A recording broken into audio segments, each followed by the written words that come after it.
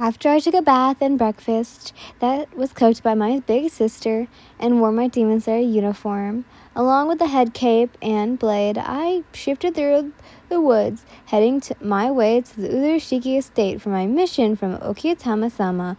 With that guy again. I finally reached the estate and headed inside to Okiyama-sama's room. I knocked before I went inside and saw Renguko went earlier before me, which an irked mark appeared on my forehead, and decided to sit down and bow to Okiyama-sama. Greetings, Okiyama-sama. I deeply hope and pray for your health. I said, Thank you, Yin. Please raise your head up so we'll discuss your first mission with Kojiro. He said as I followed. I've been hearing from your other comrades that there's a demon hiding inside the place of Kinto.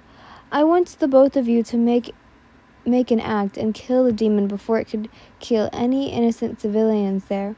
He said with a soft voice. We will be sure to kill the demon, Okiyama-sama. We won't let you down, right, Yin?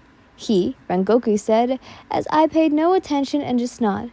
As what Okiyama-sama wants, I will fulfill that for humanity's good, I said as Okiyama-sama nods. Well, the both of you are dismissed. You can start your mission now before the dawn would come up, before you could went there. No English today. Yay. He said as we both went out. We should go to Shinobu-san's estate first for some extra medicine before we go out for the mission, he said as I followed him. We reached the butterfly mansion, and he went inside, which I just stayed outside on the yard and looked at all the pretty butterflies flying around the area. I looked at them closely as one of them landed on my nose. I don't mind that it stopped there and rested on my nose, which I paid no attention to it, as another one landed above my hair. It's sad that all the butterflies like you would just live for 47 days, but human is more pitiful when they die so early, when they exist. Didn't know and believe that demons in this world existed, and thought that people just killed people or they just got cursed. Idiots. I hate demons, especially this cruel but beautiful world we had. I just wish I could change it for more happier and righteousness. But who am I to do that? I'm not even the creator of this world. It's okay again. I jolted when someone pats my head, and I tilted my head to look up to see Rengoku, and a butterfly lands on his index finger as he smiled more and looked at me as I turned my head in front of my sight as he ruffles my hair. No need to be embarrassed, Yin, he said as I shoved his hand away and walked out. You won't walk as fast. I'll leave. You won't walk as fast as me. I'll leave behind you, I said as I shifted through the forest and left him behind. Rengoku's POV. I quickly shifted my way to where Yin shuffled tree by tree as I looked at her and how she shuffles into the trees. Her hair was flowing along with her ori, and with her head cape was flowing back, but it didn't show her face, just some strands of her hair. I smiled from what I was just thinking and shifted fast as her as I heard t, and just chuckled before looking at her while I shifted forwards. Oi, don't you even know what safety is? She said as I chuckled. Don't worry, Yin. It won't make me fall unless you tell me that we're friends and you care about my safety, I said as an irked mark appeared on her forehead, which makes her walk faster. Cute. Back to your POV. We quickly arrived at Kinto before dawn comes and... Oh, wait, never mind. This is still him. Never mind. She bought some teriyaki and she gave me the other one, which I smiled for it and ruffled her head cape as she slapped my hand away before I could take the head cape off.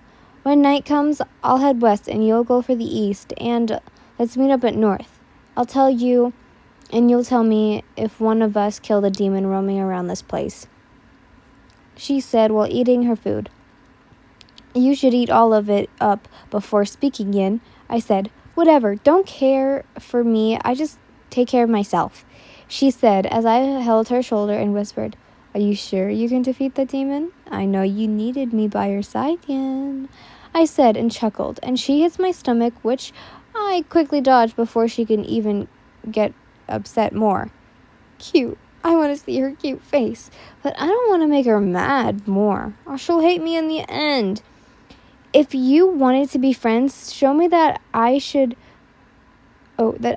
could consider you one, she said as I nodded, her hands resting at her hip.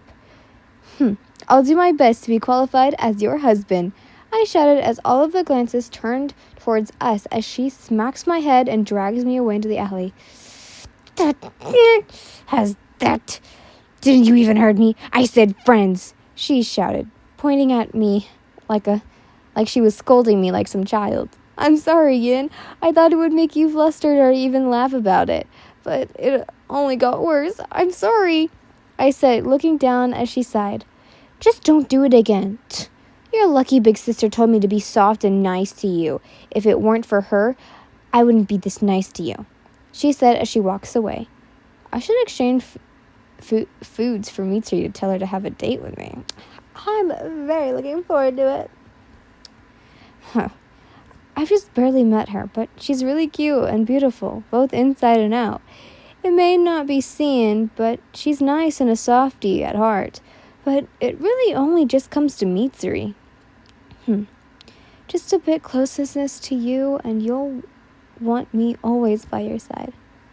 Oi, hurry up, Flame, she said as I smiled for the nickname and walked up to her. I hope she would give me the more cute nicknames than that. I should bring some food to their house so I can have dinner together with her. Time skip. Yin and I already went to Udoshiki Estate for the report after we killed the demon roaming around Kinto, and she went quickly back to her house, as I went near to the store to buy some meat and ramen to bring up to their house. Mitsuri then accepted what I brought in for them, and there was Iguro, which he glanced at me when I replied with him a smile. Don't glare at Rengoku-san like Iguro.